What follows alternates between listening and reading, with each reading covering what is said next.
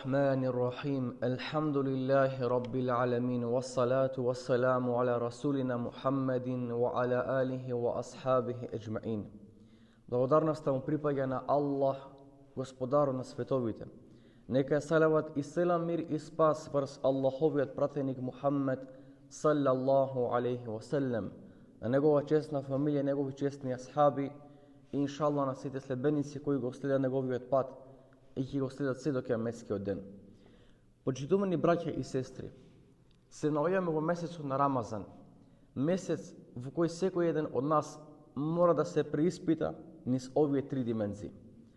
Првата димензија е духовна димензија, односно да се преиспита дали во текот на овој месец Рамазан се подобрил во правењето на добрите дела и се зајакнал во борбата против сопственото его. Втората димензија е морална димензија. Преиспитување на сопствените чувства, емпатија, хуманост и солидарност. Третата димензија е социјална димензија.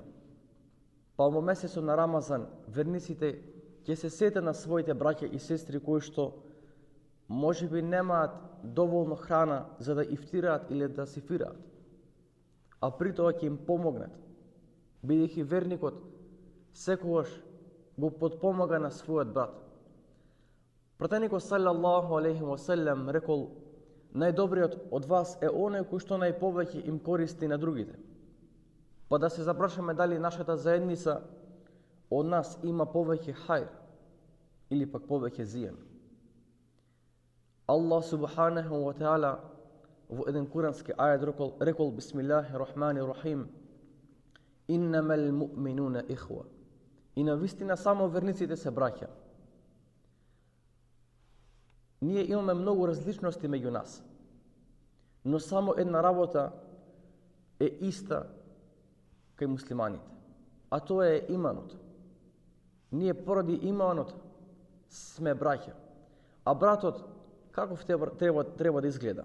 Ни одговорил пратеникот саллаллаху алейхи васелем и рекол: нема потполно да верува ниту еден од вас, се додека не му го посака на својот брат муслиман она кое што го посакува за себе. А зарем човекот би посакувал лошо за себе? Во ниту еден случај. Кога ќе бидеме по примерот на овој хадис, тогаш нашата заедница ќе биде цврста, ќе биде заедница позната по хуманост и по солидарност. Но главна цел за ова да се постигне да имаме љубов во името на Аллах субханаху ва таала. Љубов која што не трае само на дуњалукот, туку таа долгорочно продолжува. А пратеникот салаллаху алейхи ва салем за таа љубов не известил и во еден хадис рекол: на оваа земја живееле некои двајца луѓе кои што се сакале во името на Аллах. Па едниот брат тргнал на пат да го посети на својот брат кој што живеел во некое далечно место. Па Аллах субханаху ва таала му испратил мелек во човечка форма и го запрашал мелекот: о човеку, каде тргна? А човекот рекол: заминав да го посетам мојот пријател. Па мелекот го запрашал: дали имаш ти некаква дуњалушка потреба од него? Рекол: не. Одам да го посетам бидејќи го сакам во името на Аллах. А тогаш мелекот му рекол: јас сум мелек во човечка форма и Аллах ме испрати да те известам дека бидејќи ти го сакаш на твојот пријател во името на Аллах, тогаш знај дека и Аллах тебе те сака. Па да се преиспитаме дали имаме некој наш пријател кој што го сакаме во името на Аллах. А при тоа не девајќи се дека ќе ја добиеме и Аллаховата љубов кон нас. Верниците кои што имале љубов во името на Аллах субханаху ва таала на оваа земја, таа љубов нема да заврши само тука. Ќе продолжи на еден начин каде што тие повторно ќе се бараат и на другиот свет ахирет. Па еве еден пример. Пратеникот саллаллаху алейхи васелем рекол: кога верниците ќе се населат во џеннет, а грешниците или неверниците ќе се населат во џехеннем, тогаш ќе дојде една група кај Аллах субханаху ва таала во џеннет и ќе рече: Господаре наш, имаше помеѓу нас наши браќа кои што кланjaa во истите наши сафови, кои што постеја заедно со нас, но не ги гледаме во џеннетот. А Аллах субханаху ва таала ќе им рече: тие се на издржување казна во џехеннем, па одете правете шефаат за нив, макар имале иман колку еден златник, и ќе уведат во џехеннем, ќе прават шефаат за нив.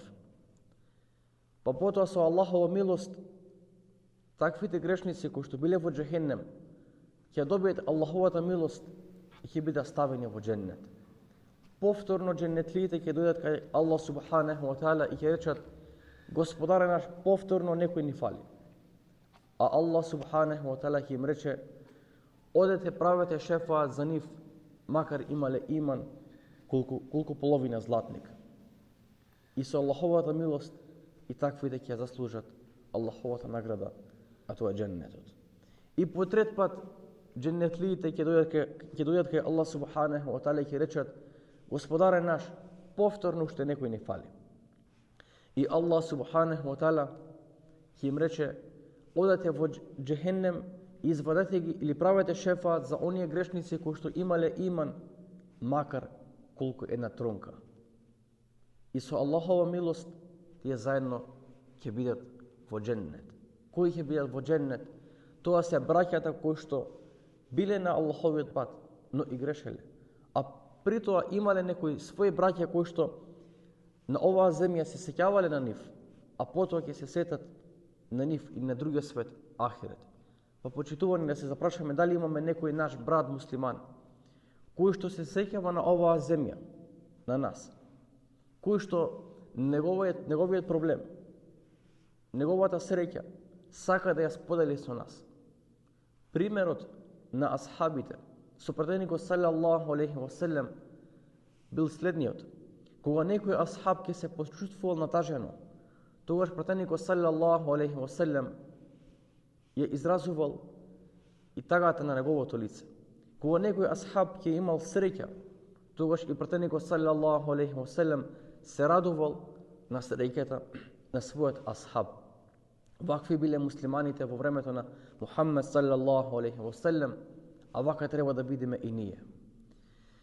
Го молам на Аллах субханаху ва таала да во овој месец Рамазан ни помогне за да го изјакниме нашето братство, да ги помириме нашите браќа кои што немаат муабет меѓу себе, а не доликува на вистина еден муслиман да не разговара со својот брат муслиман. Еве една убава прилика.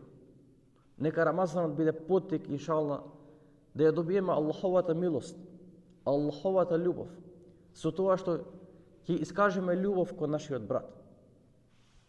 А претходните генерации искажувале љубов кон своите браќа кога во една седенка ќе се славел Аллах субханаху ва таала.